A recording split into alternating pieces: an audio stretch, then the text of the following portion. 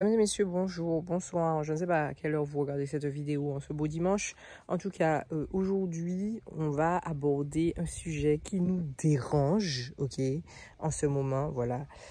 C'est la brume de sable.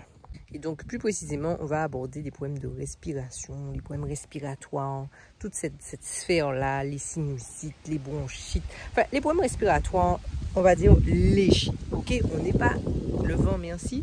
Je ne vous parle pas si vous êtes en arrêt respiratoire et puis qu'il faut aller à l'hôpital. On n'est pas à ce stade-là. Là, je vous parle vraiment de vous avez dit quelque chose qui vous embête, vous avez du mal à respirer.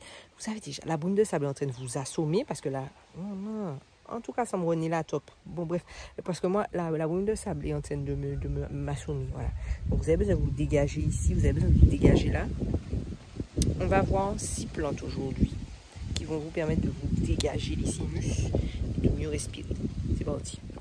Alors, la première plante, je pense qu'on en a déjà parlé pour la toux, c'est le faux patchouli. Voilà à quoi ça ressemble. On en a déjà parlé énormément sur la chaîne.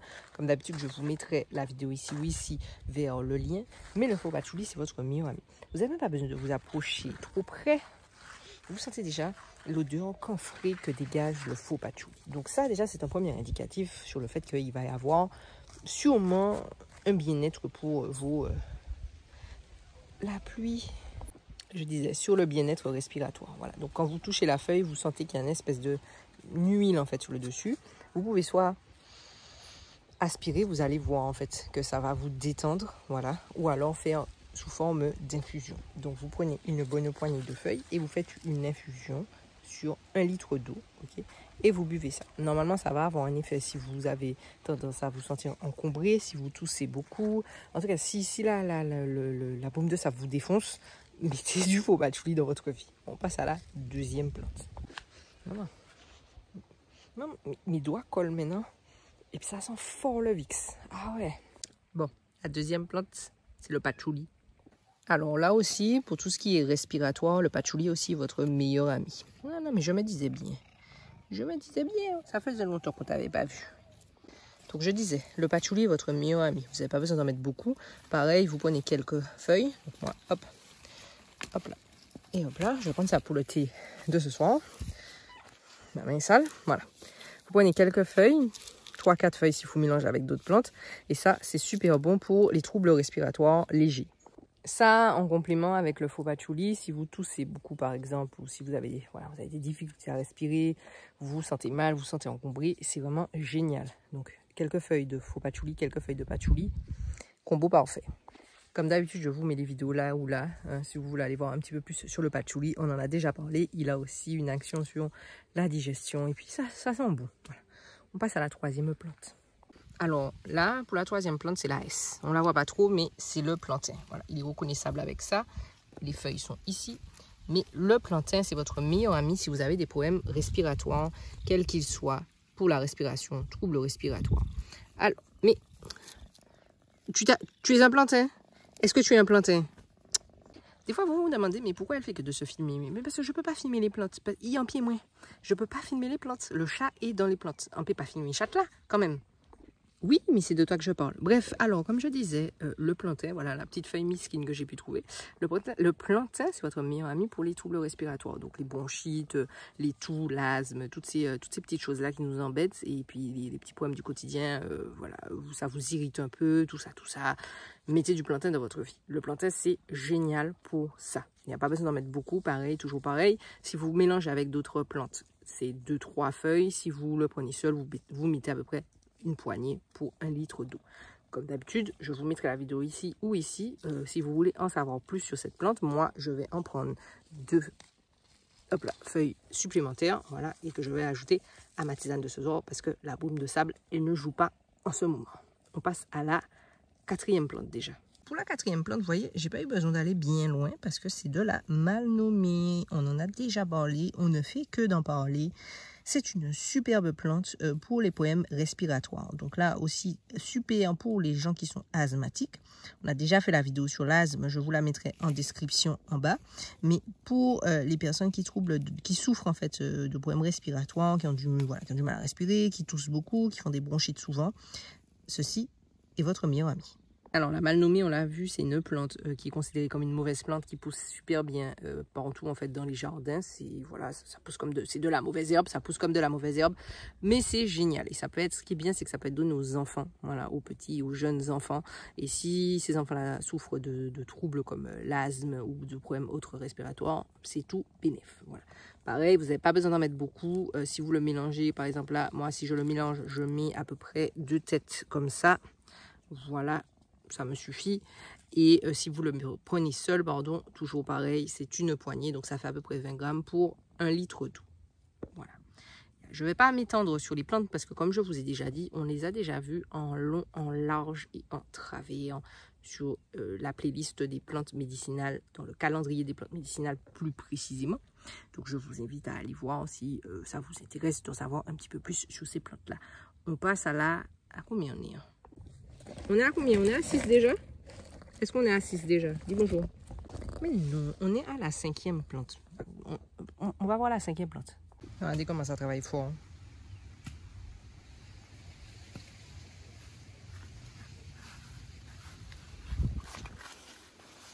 Oh. Alors, la 5e plante, c'est le framboisier. Alors, là, je vais tourner la caméra, attendez. Voilà, ça ressemble à ça, ici. Voilà, avec les sommités fleuries pour bien le reconnaître. Et son odeur bien spéciale. Alors, le framboisin, il est super utile. Attendez, le soleil est en train de me battre.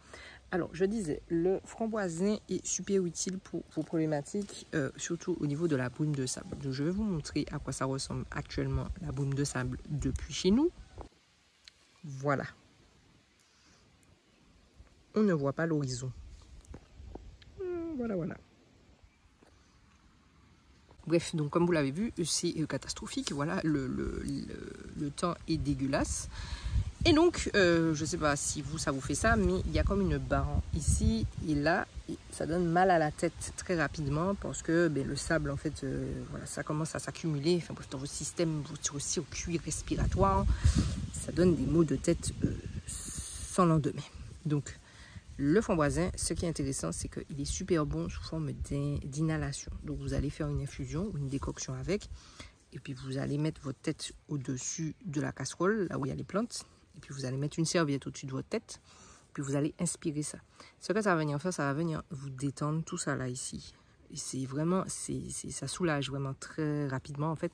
Et vous pouvez faire ça 3 fois dans la journée. Voilà. Parce qu'il y a une espèce d'huile camphrée dedans qui agit en fait sur les problématiques respiratoires et qui aussi est très bon si vous souffrez souvent. J'ai des patates chaudes dans la bouche. Si vous souffrez souvent de sinusite. Voilà. Donc le framboisin, c'est vraiment un allié de taille dans tout ce qui est les problématiques respiratoires, surtout en externe. Bien sûr, vous pouvez toujours l'accompagner si vous le voulez de Vicks, d'une petite cuillère à café. Oui, une petite cuillère à café. Une demi-cuillère à café. Pas mettez en l'eau Vicks dans ça. Une petite cuillère à café, une demi de Vicks, et vous faites l'inhalation. Vous allez voir, ça va venir vous déboucher tout ça là. Comme du canard vissé. Comme d'habitude, si je ne sais pas là, je serai en barre de description. Je vous mettrai la vidéo sur le framboisin si vous voulez en savoir un peu plus sur cette plante. On passe à la dernière plante. Alors bien sûr, hein, la grosse dernière plante. Non, la dernière plante, ça aurait pu être le gros thym, mais ce n'est pas le gros thym. Même si vous auriez pu, hein, vous auriez pu utiliser le gros thym aussi pour vos problèmes respiratoires, surtout les problèmes de toux, mais ce n'est pas le gros thym que je vais vous montrer. Attendez. La dernière plante, c'est l'herbe maltaise. Alors oui, vous voyez, ça ressemble à ça. On en a aussi déjà parlé, on l'a déjà vu. Oh mon Dieu. Bref. On en a parlé pour surtout la mal de tête. Mais le saviez-vous? Le saviez-vous? Le savez-vous? Vous pouvez aussi l'utiliser pour les troubles respiratoires. Oui, oui, oui. Alors, l'herbe maltaise, c'est votre meilleur ami si vous souffrez de toux, de problèmes respiratoires, vous avez du mal à respirer. C'est vraiment super efficace. Ce que vous pouvez faire, c'est vous prenez quelques feuilles, vous les broyez, soit vous les passez au mortier, soit vous les mixez, vous faites un jus et vous buvez ça. Normalement, ça devrait vous calmer vos problèmes respiratoires légers, que ce soit les bronchites, les asthmes, les toux, etc. Parce que dedans, il y a un antiseptique, un anti-inflammatoire, etc. Donc, c'est tout bénef pour vos voies respiratoires. Mettez comme moi à l'ombre parce que le soleil est en train de me cuire, même s'il est déjà, voilà.